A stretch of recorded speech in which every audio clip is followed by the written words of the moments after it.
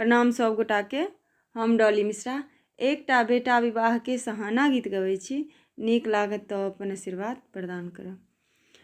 कोठा के ऊपर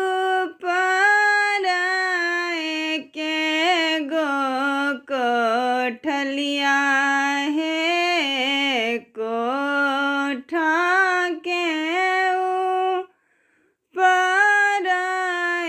के गो कोठलिया है, ताही में सुंदर दुल्हा पहिरे माथा मोरिया है, ताही में सुंदर दुल्हा पहिरे माथा मोरिया है।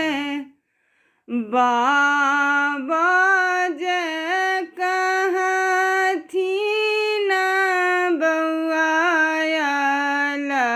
बेला है, बाबा जे कहथिन बउआ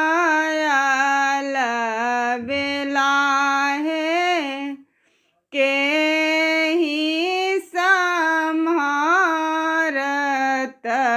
बउआ माथा मोरिया है, के ही सम्हारत बउआ माथा मोरिया है।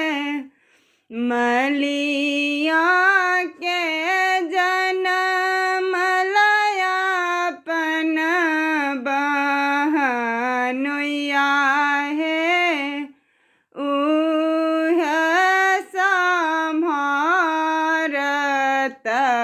बउआ माथा मोरिया है, उह सम्हारत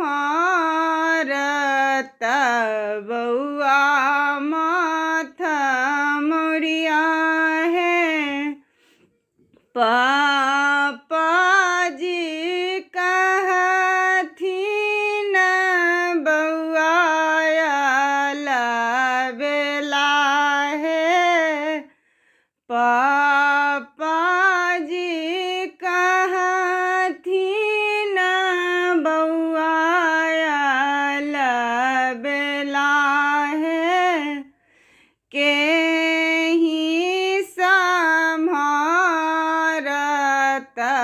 बउआ देह सुट है, के ही सम्हारत बउआ देह सुट है।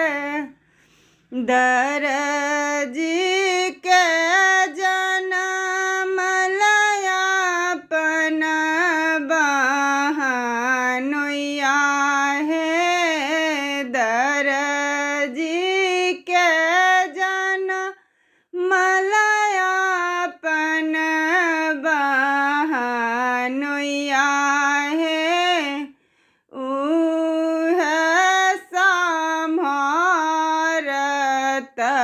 बउआ देह सुट है।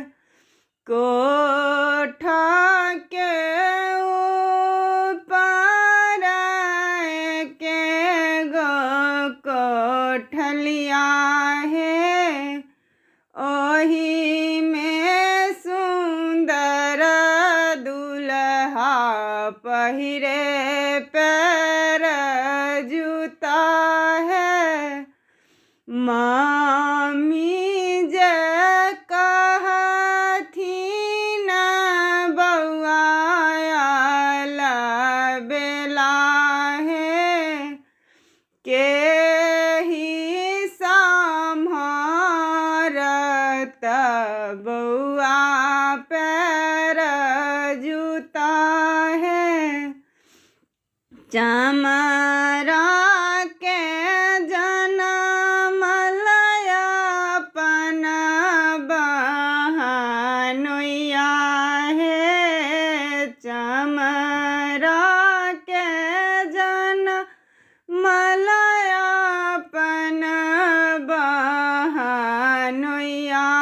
हे